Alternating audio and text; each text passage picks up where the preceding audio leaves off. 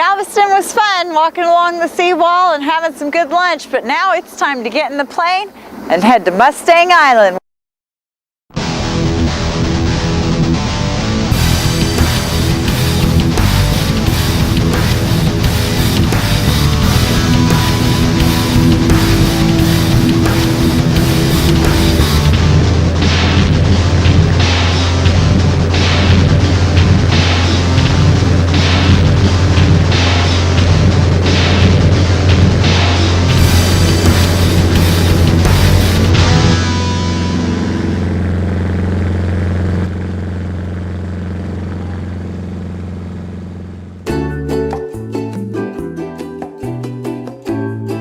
In a few minutes, we're going to be headed toward the southwest, down along Galveston Island.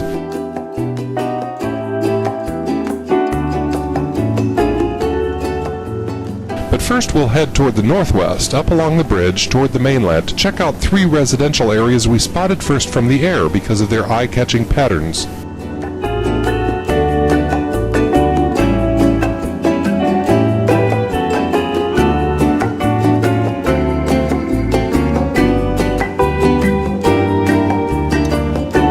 Near the entrance to the long bridge that crosses Galveston Bay is Tiki Island. We drove out earlier in the day to look around.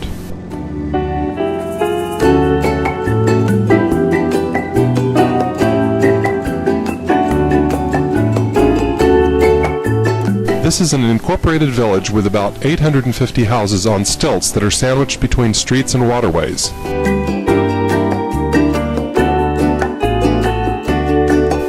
So each house has room for both a garage and a boat dock.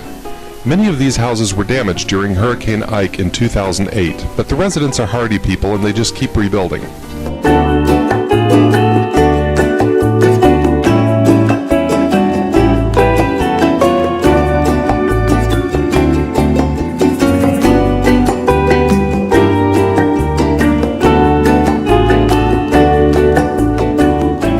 Farther to the northwest is another community with alternating streets and waterways called Bayou Vista. Here the streets are long and straight and alternate with 12 dredged canals.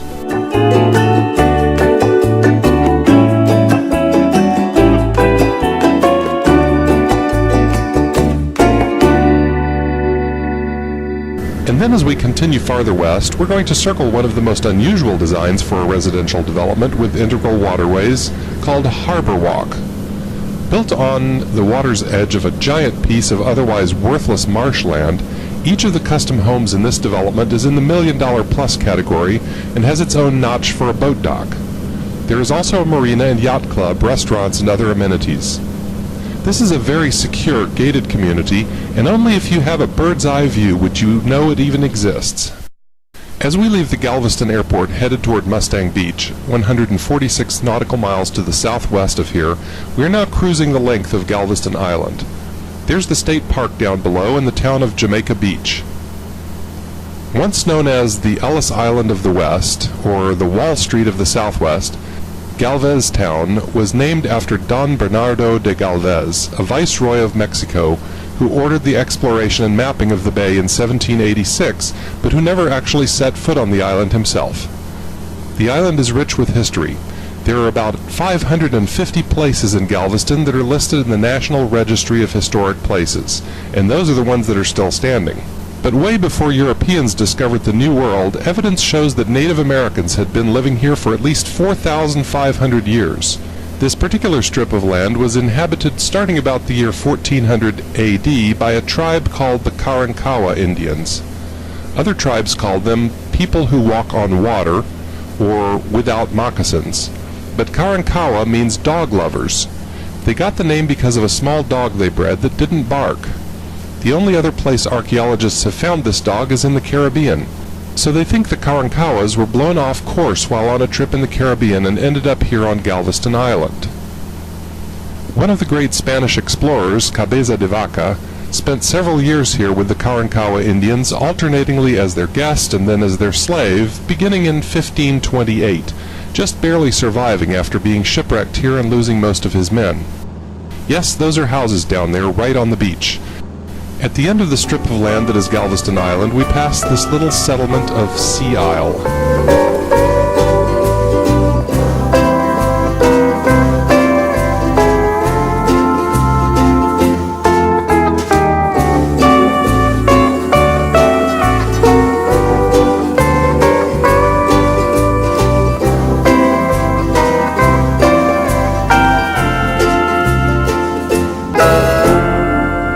across the bridge that leads to the Blue Water Highway, through the Brazoria National Wildlife Refuge, and Christmas Bay. When you say the word Texas, most people think of cowboys and hot, dusty towns. You don't normally think of Texas as having such a large amount of wetlands, but it's true. Texas has 1 million acres of coastal marshes and swamps and is one of North America's most important waterfowl wintering areas. Every year, some 5 million birds migrate to Texas for the winter.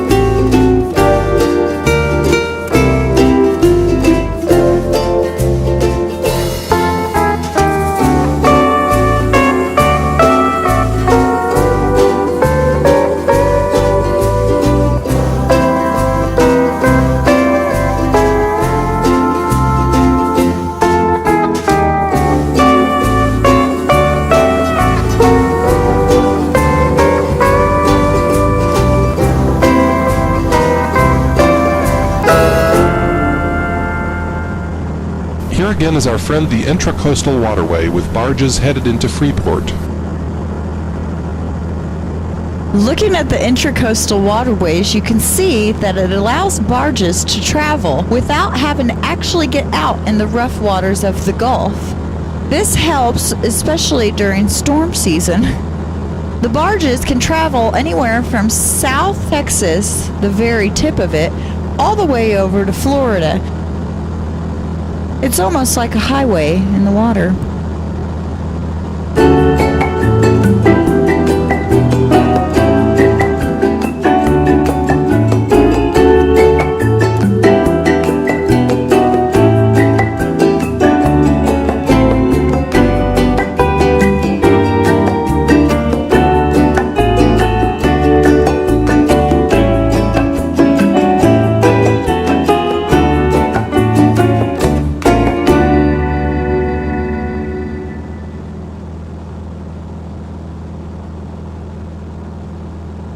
Freeport has a population of about 13,000. It has always been a city based on the chemical industry.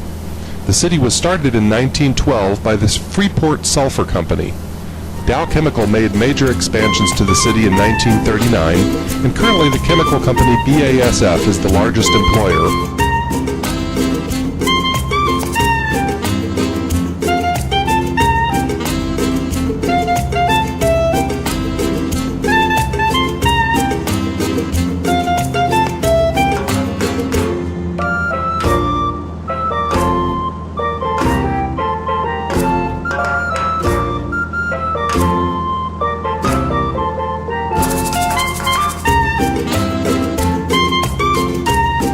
A little farther down we can see Matagorda Bay, and in front of it Matagorda Island.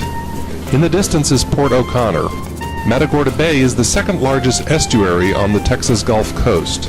An estuary is a place where a river empties into an ocean by way of a large body of mixed water such as this bay. In this case, the main freshwater source is the Colorado River, which ironically never flows through Colorado at all but starts near Lubbock, Texas and ends here.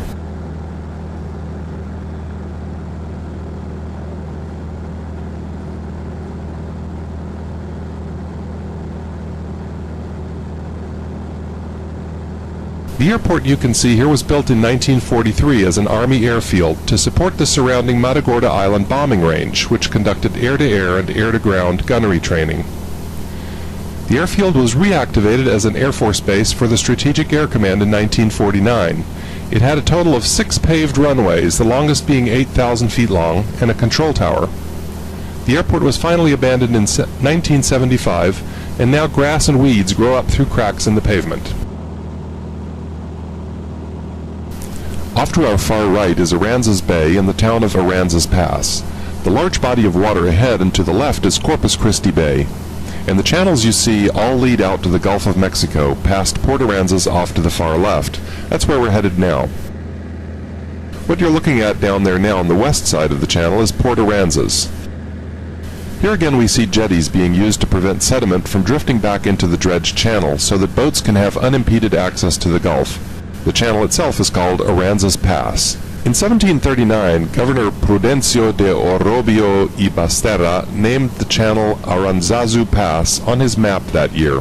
The name was later changed to Aransas Pass on Captain Monroe's 1833 map.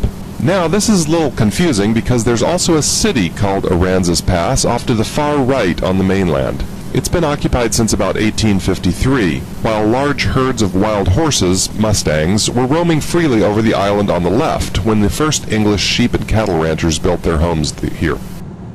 Mustang Beach is a favorite airfield for Navy pilots to practice approaches and go-arounds, although the airport manager says they rarely actually land here, but keep a careful eye out for fast-moving trainers. Today we'll fly in from the Gulf side and enter a left downwind pattern, fly out over the bay, and then make a 180 to land on runway 12.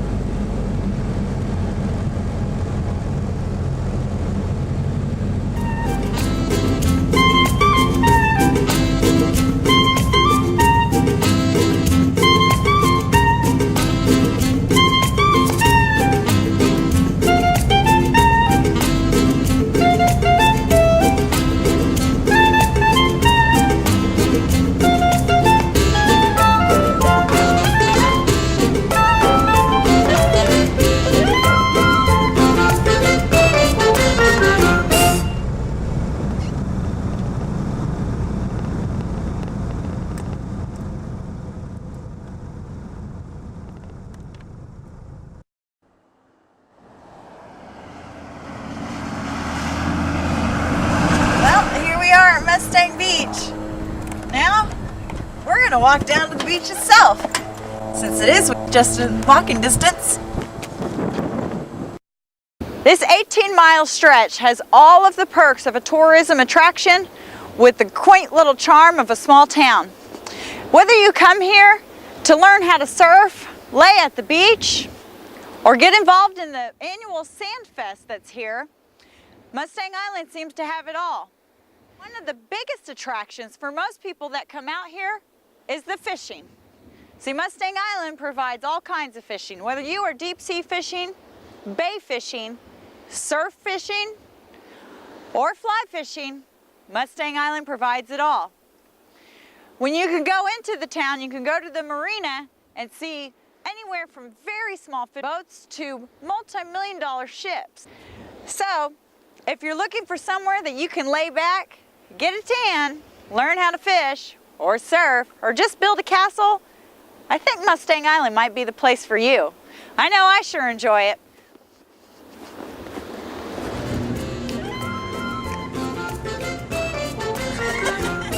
In Port Aransas, travel is cheap.